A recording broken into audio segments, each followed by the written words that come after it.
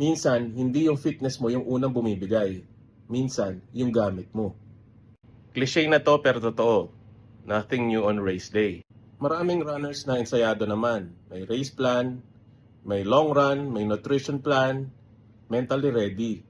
Pero pagdating ng race day, doon palang susubukan yung bagong shirt, shoes, socks, shorts, and even nutrition. Big no-no yon. Kasi sa first few minutes, okay pa lahat. Fresh ka pa, di mo pa nararamdaman yung friction, di pa masyadong gumagalaw yung vest, wala pa masyadong hotspot.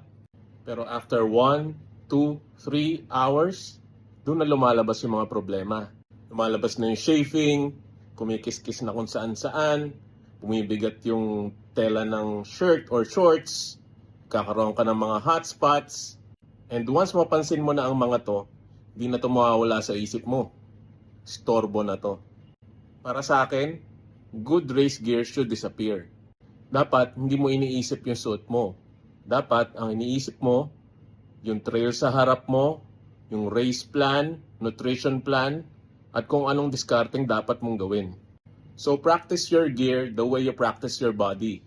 Nothing new on race day. Cliché pero wise.